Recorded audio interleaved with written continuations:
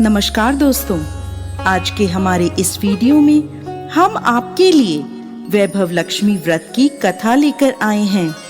एक समय की बात है, किसी शहर में एक शीला नाम की स्त्री अपने पति के साथ रहती थी। शीला धार्मिक स्वभाव की थी और भगवान की कृपा से उसे जो भी प्राप्त हुआ था वो उसी में संतोष करती थी। शहरी जीवन वो जरूर व्यतीत कर रही थी, परंतु शहर के जीवन का रंग उस पर नहीं चढ़ा था। भजन कीर्तन, भक्ति भाव और परोपकार का भाव उसमें अभी भी था।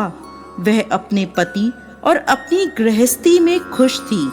आस पड़ोस के लोग भी उसकी तारीफ किया करते थे। देखते ही देखते समय बदला और उसका पति कुसंगत का शिकार हो गया। शीघ्र अमीर होने का ख्वाब देखने लगा। अधिक से अधिक धन प्राप्त करने के लालच में गलत मार्ग पर चल पड़ा। जीवन के रास्ते से भटकने के कारण उसकी स्थिति भिखारी जैसी हो गई। बुरे मित्रों के साथ रहने के कारण उसमें शराब, जुआ और नशीले पदार्थों का सेवन करने की आदत पड़ गई। इन गंदी आदतों में उसने अपना सब धन गंवा दिया। अपने घर और अपने पति की ये स्थिति देखकर शीला बहुत दुखी रहने लगी, परंतु वो भगवान पर आस्था रखने वाली स्त्री थी। उसे अपने भगवान पर पूरा विश्वास था। एक दिन दोपहर के समय उसके घर के दरवाजे पर किसी ने आवाज दी। दरवाजा खोलने पर सामने पड़ोस की माताजी खड़ी थीं। माताजी के चेहरे पर एक विशेष तेज था। वह करुणा और स्नेह की देवी नजर आ रही थी।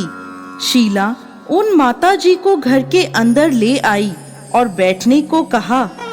माताजी बोली, क्यों शीला, मुझे पहचाना नहीं? हर शुक्रवार को लक्ष्मी जी के मंदिर में भजन कीर्तन के समय मैं वहीं आती हूँ। इसके बावजूद शीला कुछ समझ नहीं पा रही थी। फिर माँ जी बोली, तुम बहुत दिनों से मंदिर नहीं आई तो मैं तुम्हें देखने चली आई। माँ जी के अति प्रेम भरे शब्दों से शीला का हृदय पिघल गया।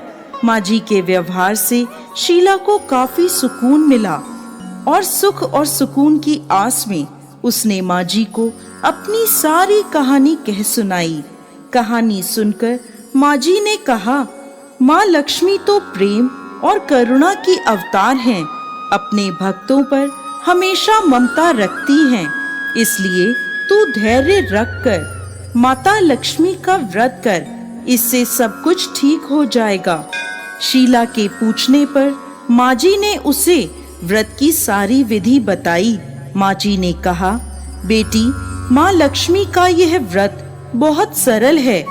इस व्रत को वैभव लक्ष्मी व्रत कहा जाता है। यह व्रत करने वाले की सभी मनोकामनाएं पूर्ण होती हैं और वह सुख संपत्ति और यश प्राप्त करता है। शीला यह सुनकर आनंदित हो गई। उसने संकल्प करके आंखें खोली तो सामने कोई नहीं था।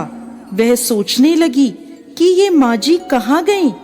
वो माता जी और कोई नहीं, साक्षात माता लक्ष्मी थी। दूसरे दिन शुक्रवार था। सवेरे स्नान करके स्वच्छ कपड़े पहनकर शीला ने माता जी की बताई विधि से पूरे मन से व्रत किया। आखिरी में प्रसाद का भोग लगाया।